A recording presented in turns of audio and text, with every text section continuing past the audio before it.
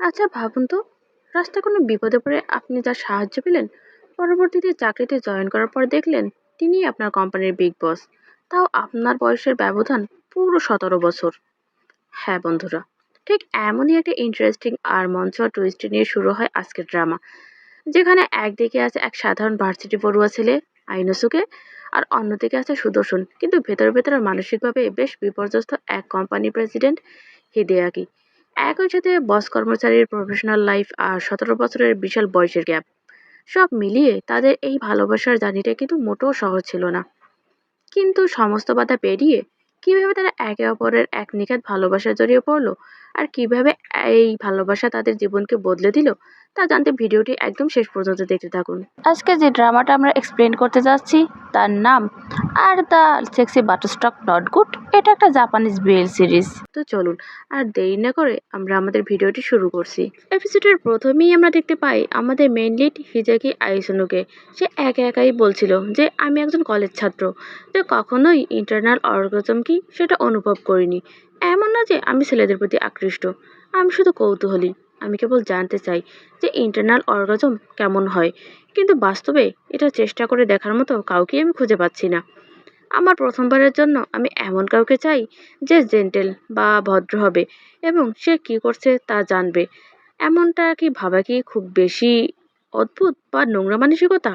এই কথাগুলো শেষ হয় ট্রেনে বসে, যখন সে তার ফোনে একটা ডেটিং অ্যাপসে কিছু ছেলের ছবি দেখছিল, আর পাশে বসে একটা মাঝবয়সী লোক সেটাই খেয়াল করছিল ওর ফোনের স্ক্রিনে যে আসলে কি করছে, এবং বুঝতে পারে যে আসলে ও ছেলেদেরকে খুঁজছে। এই জন্য সে হিজেকের পেছনে চলে আসে আর এক হাত দিয়ে ওর বাট চেপে ধরে, আর ওর মুখের কাছে মুখটা নিয়ে বলে যে কি ব্যাপার, তুমি এরকম পাবলিক প্লেসে এরকম ডেটিং অ্যাপস দেখছো?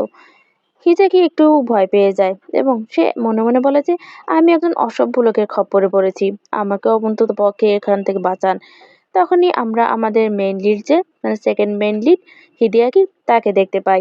সে একটা স্যুট পরা অবস্থায় ছিল এবং সে অফিসে যাচ্ছিল, দেখেই বোঝা যাচ্ছিল। সে ওর দিকে তাকায় এবং ব্যাপারটা বুঝতে পারে যে ও অস্বস্তি ফিল করছে। তখনই দেখা যায় যে সে ওকে জিজ্ঞাসা করে যে কি ব্যাপার, তুমি কি ঠিক আছো? হিজাকি তখন বলছে না, খুব একটা না। তখন ওই স্যুট পরা লোকটা বলে যে আচ্ছা ঠিক আছে, চলো তাহলে এখান থেকে যাওয়া যাক। এই কথা বলেই সে ওকে টেনে নিয়ে ট্রেন থেকে নেমে যায়, আর ওই লোকটা অবাক হয়ে সেদিকেই তাকিয়ে থাকে। হিজাকি আর অকুমি তারা দুইজনই ট্রেন থেকে নেমে আসে। তখনই অকুমি হিজাকিকে বলে যে তোমাকে ট্রেন থেকে নামানোর জন্য দুঃখিত। হিজাকি বলে যে না ঠিক আছে, অনেক বেশি ধন্যবাদ একটু আগের জন্য। তখনই অকুমি সে বলে যে আচ্ছা ঠিক আছে, এটা নিয়ে তুমি ভাববে না। কিন্তু তুমি কি জানো যে তুমি যখন স্ক্রিনে ওসব দেখছিলে তখন তোমার স্ক্রিনটা একদমই দেখা যাচ্ছিল? তোমাকে অবশ্যই সাবধান হওয়া উচিত, যে কেউ এক দেখাতেই বলতে পারবে যে তুমি কি দেখছো। হিদেকি একদমই অবাক হয়ে যায় এবং বলছে কি বললেন ওটা আসলে? তখনই ও ট্রেনের মধ্যে যে ডেটিং অ্যাপটা স্ক্রল করছিল সেটার কথা মনে পড়ে। এরপরেই ওই ওকমি সে আবার বলে যে ও ভালো কথা। এরপর সে একটা কাগজে তার লাইন আইডি লিখে দেয় আর বলে যে এটা নাও। আসলে কি জানো, সুন্দর ছেলেদের প্রতি আমার একটু দুর্বলতা আছে। তোমার যদি ইন্টারেস্ট থাকে তাহলে আমার সাথে যোগাযোগ করবে, ঠিক আছে? পরে কথা হবে। এই কথা বলে সে ওখান থেকে চলে যায়। হিজেকি একা একাই অবাক হয়ে মনে মনে বলে যে এই লোকটার সমস্যা কি। হিজেকি এবার সে পার্ট টাইম জব করে যে ক্যাফে, সেখানে চলে আসে এবং তার সাথে যে কর্মরত মেয়েটা থাকে তাকে বলতে থাকে যে আসলে ওই লোকটা কত সহজেই না নিজের নাম্বারটা আমাকে দিয়ে দিল। ও নিশ্চিতভাবেই একজন প্লেয়ার, ওর কথা ভুলে যাওয়াই ভালো। হিজেকি যখন তার ক্যাফেতে কাজ করছিল তখনই ওখানে চলে আসে ওকুমি। আসলে তার অফিস কাছেই, তাই জন্য এখানেই সে তার এক কলিগের সাথে কফি খেতে আসে। আর সেটা দেখেই তখন হিজেকি ওকে চিনতে পারে আর একদমই অবাক হয়ে যায়, আর বলে যে আপনি? আর ওকে দেখেও ওকুমি চিনতে পারে আর বলে যে ও তুমিও এখানে? তখনই হিজাকি সে বলে যে গতকালকের জন্য আপনাকে অনেক বেশি ধন্যবাদ। তখনই ওকুমি সে দুটো লেট্রি অর্ডার করে আর ওকে বলে যে কোনো সমস্যা না, তোমার নাম কি বলো তো? তখনই ওর নাম বলে দেয় যে আমার নাম আইনুসাকু। ওকুমি তখন বলে যে আইনুসাকু, তার মানে আইজান? আচ্ছা ঠিক আছে, তোমার সাথে পরে কথা হবে। তখন হিজাকি বলে ধন্যবাদ, আপনি আবার আসবেন। মনে মনে বলে যে আচ্ছা আমি তাকে আমার নাম কেন বললাম, আমার কি হয়েছে? এরপরে আমরা দেখতে পাই সহকর্মী যে মেয়েটা থাকে সে বলে যে আচ্ছা, সে তো বেশ সুদর্শন এবং বয়সেও একজন বড় মানুষ, তাই না? হিজাকি কিছু বলে না, সে একা একাই বলে যে বড় মানুষ। এরপরই আমরা দেখতে পাই যে হিজাকি সে বাড়িতে বসে তার বন্ধুর সাথে স্টাডি করছিল। তখনই সে একা একাই ভাবে যে আমি কেন বারবার চাইছি যে কেউ আমাকে জেন্টলি টাচ করুক এবং আমাকে আগলে রাখুক, আর সে বয়সে আমার বড় হোক। আমি কেন এরকমটা চাইছি? এরপরই সে ওকুমিকে নিয়ে একটা ফ্যান্টাসি ভাবনা ভাবে এবং তাড়াতাড়ি করে সে বাইরে বের হয়ে আসার বলে যে আমি কি এইমাত্রই ওই লোকটাকে নিয়ে ফ্যান্টাসি বা দিবাস্বপ্নে দেখছিলাম। এরপরই দেখা যায় যে ওর বন্ধু বলছে, কি ব্যাপার, তুমি কি ঠিক আছো? তখন ও বলে যে হ্যাঁ, আমি ঠিক আছি। তখন ও একা একা আবারও বলে যে আমি কি আমার সাথে মজা করছি? না, ও তো এ ধরনের লোক নয়। এর পরের দিন ক্যাফেতে ও অপেক্ষা করছিল। তখনই ওখানে অকুমি আর তার সেই সহকর্মী আবারও আসে এবং অকুমি বারবারই সে হিজাকির সাথে ফ্লার্ট করার চেষ্টা করে। আর হিজাকি সেটা বুঝতে পারে। তখন আমরা দেখতে পাই ওর সহকর্মী বলে যে তুমি আর কত ফাঁকি দেবে বলো? মিটিং এর সময় অলরেডি হয়ে গেছে। চলো তাড়াতাড়ি। এই কথা বলেই ও হাত ধরে টানতে থাকে। কিন্তু অকুমি সে বারবারই আইজানের নাম ধরে ওকে ডাকতে থাকে। আইজান তখন একা একাই বলে যে সে অলরেডি 10 বার আমার নাম উচ্চারণ করে ফেলেছে। তখন আমরা দেখতে পাই ওর সাথে সেই সহকর্মীটা ওকে টেনে ওখান থেকে নিয়ে যায়। হিজাকি মনে মনে তখন আরো বলে যে ও প্রায় প্রতিদিনই এখানে আসে। ও নিশ্চিতভাবেই আমার সাথে খেলছে বা ফ্লার্ট করছে। হিজাকির শিফট শেষ হয়। সে যখন সবকিছু গুছিয়ে বাইরে বের হয় বাসা যাওয়ার জন্য, তখনই ওখানে ওকুমি চলে আসে। আর ওকে দেখেই হিজাকি একটু ভড়কে যায় আর বলে যে আপনি কি আমাকে অনুসরণ করছেন বা স্টকিং করছেন? তখনই ওকুমি সে বলে যে আমি শুধু বাড়ি ফিরছিলাম, আমার অফিস এই কাজটাই। তখন ওকুমি আরো বলে যে ভালো কথা, তুমি কি তোমার পছন্দের মানুষ খুঁজে পেয়েছো? তখন আইসেন একটু অবাক হয়ে যায়, বলছে কি বললেন? অকুমি তখন বলে যে ওই অ্যাপটার কথা বলছি, ট্রেনে যেটা তুমি এক দৃষ্টিতে দেখছিলে। তখনই আইজান সে বলে যে ওটা তো স্রেফ কৌতূহল থেকে দেখছিলাম, এমন না যে আমি ছেলেদেরকে পছন্দ করি। তখন অকুমি বলল যে তাহলে কেন? আইনুসাকু তখন বলে যে কারণ আমি ইন্টারনাল অর্গাজম অনুভব করতে চাই। তখন ওকুমি বলেছে আচ্ছা বুঝলাম, তুমি কি চাও আমি তোমাকে সাহায্য করি? আমি এই কাজে বেশ পটু। হিজাকি অবাক দৃষ্টিতে ওকুমির দিকে তাকায়। এরপরেই আমরা হোটেলের একটা রুমের চিত্র দেখতে পাই, যেখানে ওকুমি সে বেডের উপর বসেছিল আর হিজাকি সে তার প্যান্টটা খুলে শুধু শর্ট প্যান্ট পরে রুমের ভেতর ঢোকে এবং ওকে দেখেই তখন ওকুমি বলে যে আরে, তোমাকে এত আড়ষ্ট দেখাচ্ছে কেন? তখনই হিজাকি মনে মনে বলে যে আমি কত সহজেই না ওর কথা রাজি হয়ে গেলাম, আমার আসলে সমস্যাটা কোন জায়গায়? হকুমি তখন বলে যে এসো আমার এখানে এসো। আইনুসাকু তখন মনে মনে আবার বলে যে কিন্তু হতে পারে যে এটাই নতুন কিছুর শুরু। এই কথা বলার পরই দেখা যায় যে সে ওকুমির কাছে আসে আর তার কোলে চড়ে বসে। এরপর সে ওকুমিকে জিজ্ঞাসা করে যে ওকুমি স্যার, আপনি কি এটা ভেতরে প্রবেশ করাবেন না? ওকুমি তখন বলে যে তুমি কি পেছন থেকে ক্লাইম্যাক্স পেতে চাও না? আসলে নিজের আনন্দের ওপর মনোযোগ দাও। এই কথা বলেই দেখা যায় যে সে ওর শর্ট প্যান্টের ভেতর নিজের হাতটা ঢুকিয়ে দেয় আর হিজাকির অর্গাজমে সাহায্য করতে থাকে। দেখা যায় হিজাকির এতটাই বেশি ভালো লাগে যে ও একদম গলে যায় এবং দেখতে পাই যে ওকুমি সে ওর কানে ঘাড়ে কিস করা শুরু করে আর হিজাকির আরো বেশি ভালো লাগতে শুরু করে।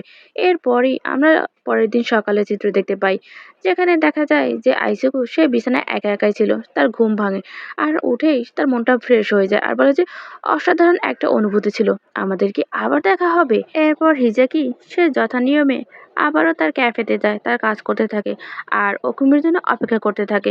কিন্তু অকুমির আর কোনো সাড়া শব্দই থাকে না, সে যেন হাওয়া হয়ে মিলিয়ে গেছে এরকম একটা। হিজাকি প্রতিদিন তার জন্য অপেক্ষা করতে থাকে আর একদিন কাজ করতে করতেই সে তার ফোনটা চেক করে, তারপর মনে মনে বলে যে যেমনটা ভেবেছিলাম ওর কাছে এর থেকে আর কোনো খবরই পাইনি, ও স্রেফ আমার জীবন থেকে হাওয়া হয়ে গেছে। আমি কি একাই শুধু ভেবেছিলাম যে আমাদের মধ্যে কিছু একটা শুরু হতে যাচ্ছে? একদিন ক্যাফের শিফট শেষ করে হিজাকি সে বাসার উদ্দেশ্যে রওনা করে। তখন এই ক্যাফের সামনে তার সাথে অকুমির দেখা হয়ে যায়। অকুমি ওকে বলে যে অবশেষে তোমাকে খুঁজে পেয়ে আমি খুবই খুশি হলাম। তখনই দেখা যায় যে হিজাকি সে অশ্রু সজল চোখে ওর দিকে তাকায় আর অকুমি তখন বলে যে আমি সত্যিই খুবই দুঃখিত, আমাকে হঠাৎ একটা বিজনেস ট্রিপে যেতে হয়েছিল এবং আমি আমার ব্যক্তিগত ফোনটা নিতে ভুলে গিয়েছিলাম। হিজাকি অশ্রুভরা চোখে বলে যে আমি ভেবেছিলাম তুমি আমাকে ডাম্প করেছো। তখন অকুমি বলে যে নো ওয়ে, আমি কেন তোমাকে ডাম্প করব? তখন হিজাকি আবারও বলে যে আমি ভেবেছিলাম যে আনএক্সপিরিয়েন্স একটা ছেলের সাথে শুয়ে তুমি কোনো মজাই পাবে না, এই জন্যই তুমি হয়তো আমাকে ডাম্প করেছো। আমি তোমাকে টেক্সট করছি, তার রিপ্লাইও করোনি। তখন হিজাকি বলে আমি ভেবেছিলাম তুমি আমার সাথে যোগাযোগই করতে চাও না। তখন অকুমি ব্যস্ত হয়ে যায় আর বলে যে একদমই না, আমি অনেক ভালো সময় কেটেছে। হিজাকি বলে যে তুমি তো ওটা পুষও করনি, তাহলে তোমার ভালো সময় কি করে কাটলো? তখনই দেখা যায় যে ওকুমি সে বলছে তুমি কি এই জন্যই চিন্তা করছিলে বেশি? হিজাকি সে কান্না করে ফেলে এবং অকুমি সে অবাক দৃষ্টিতে ওর দিকে তাকিয়ে থাকে। একটু দম নিয়ে সে বলা শুরু করে যে আমি যদি প্লেয়ার হতাম তাহলে সেদিনই আমি সবকিছু সেরে ফেলতাম। এরপর সে আরো বলে যে আসলে ব্যাপারটা হলো গিয়ে তুমি অনেকটা ডিফারেন্ট এবং তুমি অনেক বেশি কিউট। আর আমার সেদিনই মনে হয়েছিল যে আমি ট্রাবলে আছি। এই কথা বলার পরেই সে হিজাকির কাছে আসে আর ওর মুখটা হাত দিয়ে তোলে আর বলে যে আমরা যেটা শুরু করেছিলাম সেটা কি শেষ করব? হিজেকি ওর দিকে তাকিয়ে থাকে। এরপরে আমরা দেখতে পাই যে ওরা আবারও একটা হোটেল রুমে আসে এবং সেখানেই সে হিজাকিকে বিছানায় শুইয়ে দেয় আর নিজে ওর গায়ের উপর চড়ে বসে আর ওর থেকে অনুমতি নেয় যে আমি কি ভেতরে প্রবেশ করতে পারি। এই কারণ শুনি দেখা যায় হিজাকি সে মাথা নেড়ে হ্যাঁ বলে, যদিও সে অনেকটা ভয় পাচ্ছিল, কিন্তু অকুমের মুখে হাসি থাকে। এরপর তারা দুজন একে অপরের সাথে ইন্টিমেট হওয়া শুরু করে। অকুমি তখন হিজাকিকে কিস করতে থাকে। হিজাকি বলে যে তুমি যদি এরকম করো তাহলে আমি হয়তো তোমার প্রেমে পড়ে যাব। এটা শুনে তখন অকুমি হেসে ফেলে আর বলছে তুমি অনেক বেশি কিউট। হিজুকি বলে যে তুমি আমাকে কিউট বলা বন্ধ করো, কিন্তু দেখা যায় যে অকুমি সে তার কাজ করতেই থাকে, সে ওর কোনো কথাই শোনে না। তারা দুজন দুজনের সাথে খুব প্যাশনেটলি ইন্টিমেট হয়। এরপরই তাদের ইন্টারকোর্সটা শেষ হয় এবং দেখা যায় অকুমের হাতের ওপরে হিজাকি শুয়ে আছে। অকুমি হিজাকির দিকে তাকায় আর বলে যে আইজান, চলো তুমি আমার উপর টায়ার্ড হয়ে না যাওয়া পর্যন্ত আমরা ডেট করি। এটা শুনেই হিজাকি একটু হাসে কিন্তু কিছুই বলে না।